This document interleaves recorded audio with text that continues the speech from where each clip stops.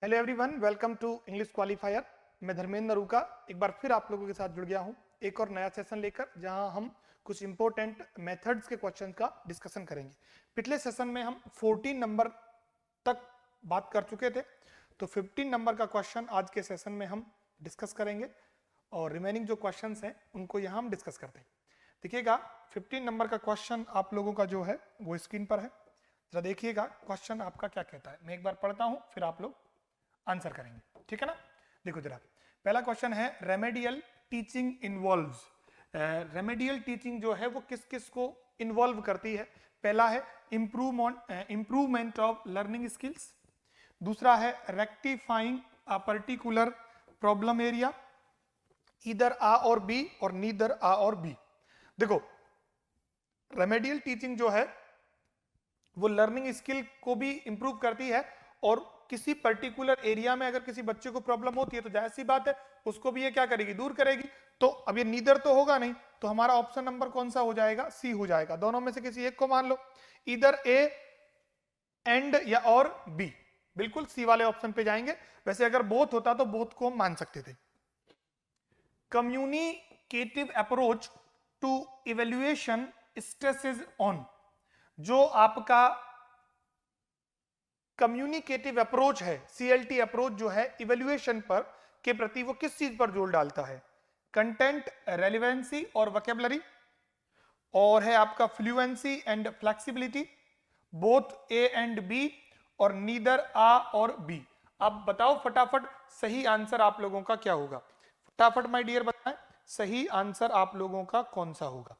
देखिएगा, देखो कम्युनिकेटिव जो अप्रोच है वो रेलेवेंट कंटेंट तो चाहिए ही, वोकैबुलरी भी आपको इंप्रूव करनी होती है, फ्लुएंसी तो मेन है और फ्लेक्सिबिलिटी भी मेन है। तो ऑप्शन ए भी सही है, बी भी सही है, तो फिर हम किस पे चले जाएंगे, सी ऑप्शन पे चले जाएंगे। यानी हमारा बोथ आ और बी दोनों माय डियर क्या बनते हैं, सही बनते हैं। तो ऑप्शन नंबर हमारा एक बार फिर कौन सा सही हो जाता है, सी वाला सही हो जाता है।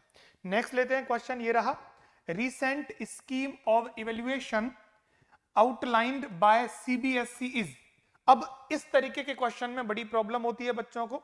अब इसमें से आपको सही को चूज करना है, कौन सा है, comprehensive and continuous evaluation, continuous and comprehensive evaluation, continuous and communicative evaluation. देखो कम्युनिकेटिव तो नहीं होता है और कम्युनिकेटिव तो ये भी गलत है, या तो आ है या बी है।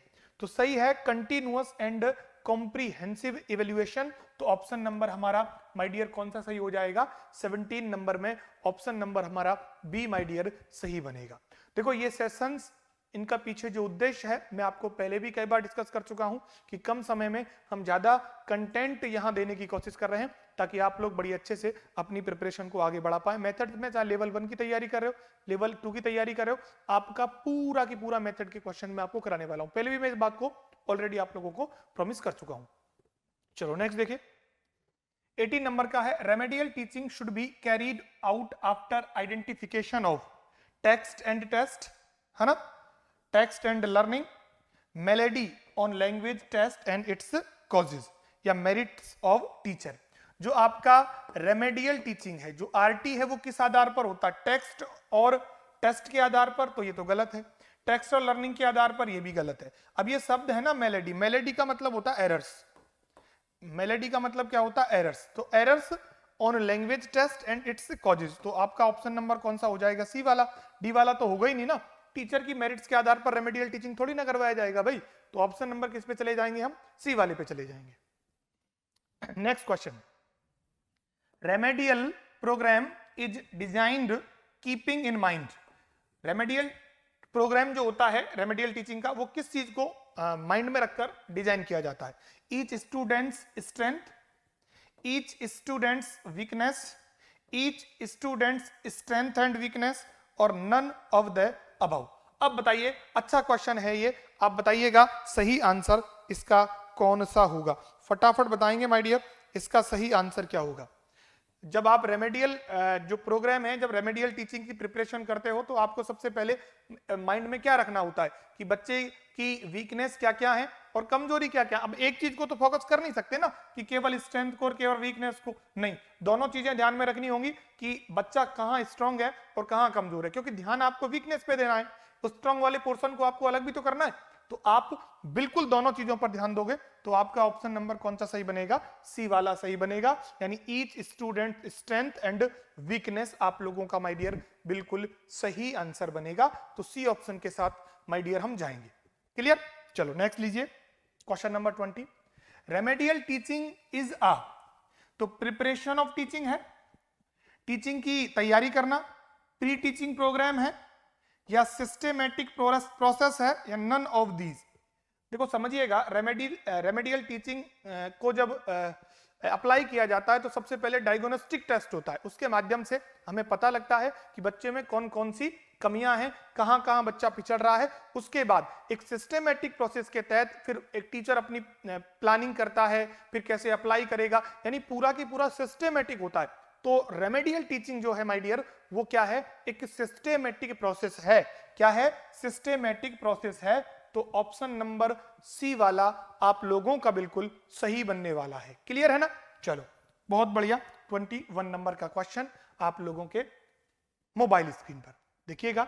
The basic requirements of a language proficiency test is that it must be reliable, complex, ambiguous, simple. देखो मूल रूप से जो जरूरत होती है एक लैंग्वेज प्रोफिशिएंसी टेस्ट की, वो कौन कौन सी होती है? ये कॉम्प्लेक्स जटिल होना चाहिए, एम्बिगुअस इसका अर्थ क्लियर नहीं होना चाहिए, बिल्कुल सिंपल होना चाहिए, या रिलायबल होना चाहिए, बिल्कुल ये भरोसे के लायक होना चाहिए, ये रिलायबल होना चाहिए, बच्चे इस पर विश्वास कर सकें, ऐसा होना चाहिए। तो आप लोगों का फिर माय डियर कौन सा बनेगा सही आंसर? ऑप्शन नंबर ए वाला आप लोगों का माय डियर बिल्कुल सही आंसर बनेगा। समझ में आ गई बात? तो हम किस पे जाएंगे? ऑप्शन नंबर ए पे जाएंगे, रिलायबल आप लोगों का बिल्कुल ठीक आंसर बनता है। Is that clear everyone? बहुत बढ़िया। 22 नंबर का यूनिट टेस्ट जो है, an expression of which evaluation, तो नॉर्मेटिव का हिस्सा है, इफेक्टिव का हिस्सा है, फॉर्मेटिव का हिस्सा है, या कॉग्निटिव का हिस्सा है। मैं कई बार इस क्वेश्चन को रिपीट कर चुका हूं सेशन में और मैं बहुत जल्दी, ज्यादा टाइम लूंगा नहीं, बिल्कुल फॉर्मेटिव का ये हिस्सा बनता है। किसका है ये? फॉर्मेटिव असेसमेंट का हिस्सा है। समझ में आई बात? किसका है? फॉर्मेटिव असेसमेंट का माय डियर ये क्या बनता है? हिस्सा बनता है। तो हम 22 में किसके साथ जाएंगे? ऑप्शन नंबर सी के साथ जाएंगे। चलिए नेक्स्ट क्वेश्चन ये लीजिएगा। Proficiency test, proficiency tests include speaking, reading, writing, या बोथ स्पीकिंग एंड राइटिंग। जब भी किसी व्यक्ति की प्रोफिशिएंसी चेक की जाती है, उसका जब टेस्ट कंडक्ट करवाया जाता है तो बच्चे के स्पीकिंग और राइटिंग दोनों पर फोकस किया जाता है। अब रीडिंग पर फोकस थोड़ी ना करेंगे, रीडिंग पर नहीं करेंगे, यानी ये भी तो वैसे भी गलत था। स्पीकिंग सही है और ये भी सही है, लेकिन दोनों की जरूरत होती है, इसलिए हम कहां जाएंगे my dear? Option number D पर हम जाने वाले हैं। सो आई थिंक आप लोगों को समझ में आ गया, स्पीकिंग और राइटिंग आप लोगों का सही आंसर बनेगा। कौन सा बनेगा? स्पीकिंग और राइटिंग आप लोगों का बिल्कुल सही आंसर बनेगा। चलो नेक्स्ट चलते हैं, क्वेश्चन नंबर 24 की बात हम करेंगे। Communicative competence tests take into account. जब कम्युनिकेटिव कॉम्पिटेंस टेस्ट लिया जाता है तो उसका क्या आधार होता है, किन बातों को ध्यान में रखकर किया जाता है? ग्रामेटिकल एक्यूरेसी को लेके, सिचुएशनल एप्रोप्रिएटनेस को लेके, फ्लुएंसी को लेके, या ऑल ऑफ द अबव? इसका बताओ जरा आंसर। अच्छा क्वेश्चन है, आप बताइएगा सही आंसर जो बनेगा वो कौन सा बनेगा। जहां तक मुझे लगता है कि बच्चे इसका सही आंसर करेंगे। देखो जब भी आप कम्युनिकेटिव कॉम्पिटेंस की बात करोगे तो एक्यूरेसी तो बड़ी जरूरी है, सिचुएशन तो इसमें यूज होती है, तो ये दोनों ऑप्शन है, और फ्लुएंसी तो कम्युनिकेशन का मेन एक आप कह सकते हो फीचर है, कंपोनेंट है। तो फिर आप किस वाले ऑप्शन पे जाओगे भाई? ऑप्शन नंबर डी पर जाओगे। किस पे जाओगे? डी पर जाओगे। यानी ये सारे के सारे आप लोगों के बिल्कुल सही आंसर बनते हैं। अब देखो 25, in objective type questions dash choice is provided. तो चॉइस लिमिटेड होती है, मिनिमम होती है, या चॉइस होती नहीं है, या फिर चॉइस क्या होती है? मल्टीपल होती है।